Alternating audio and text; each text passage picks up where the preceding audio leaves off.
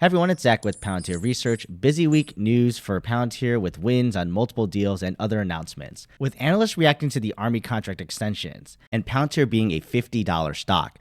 So looking at the stock first briefly, Palantir closed out the week only 1% up. The most active days near the end of the week was when the price flew up all the way into 19s, probably on the backs of the Fed pause and rate cuts coming in 2024, but also that Army deal here that we won. But throughout Friday, those gains were actually given back up, and Palantir fell to actually lose all that steam to be slightly red to close Friday.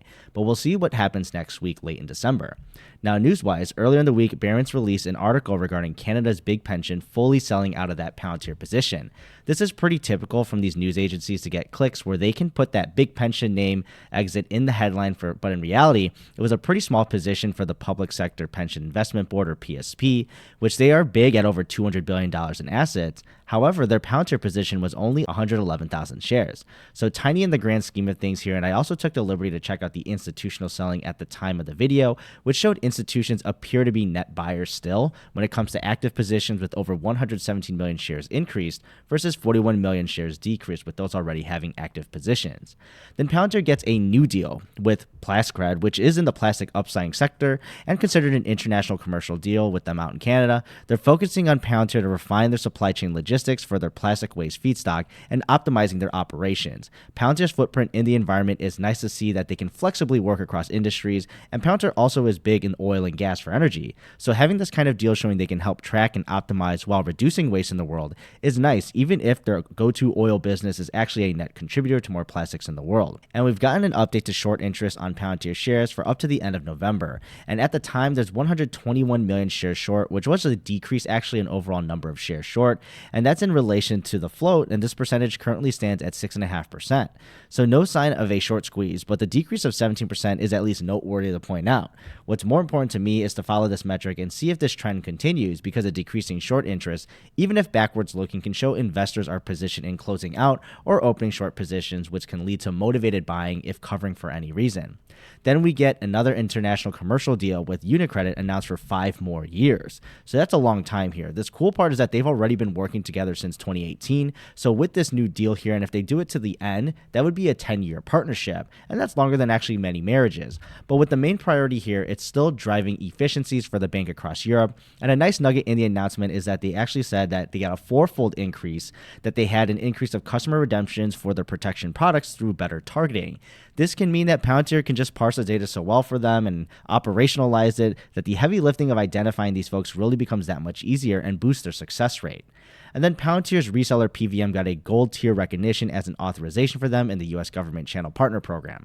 Essentially, this means they are more equipped to better sell and implement Palantir for USG clients, and this is recognized by Palantir. They've been working with them for 12 years, and I have, at least assuming, eased the burden of FDEs needed on the government side, as well as taking on more intricate government jurisdictions across the many sectors they cover, from public health to intelligence.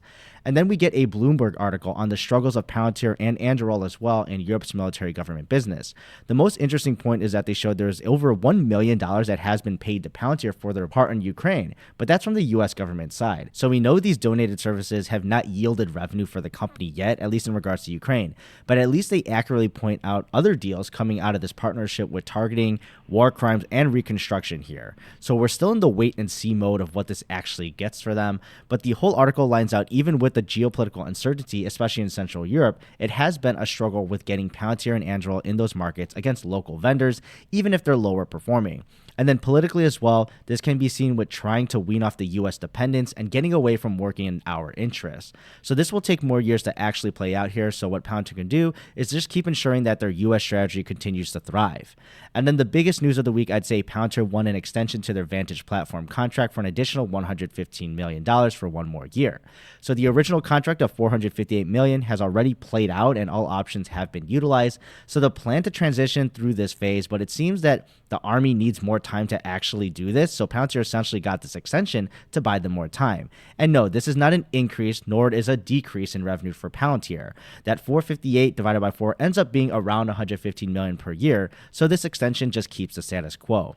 And then when you talk about this deal, you got to expect it now, but William Blair's De Palma had to add this is still bad for Palantir because they didn't get another 4 years, and the next phases will have them get less revenue per year because of the multi-vendor environment, which I'll add Palantir is enabling with the Vantage research platform that they've built out.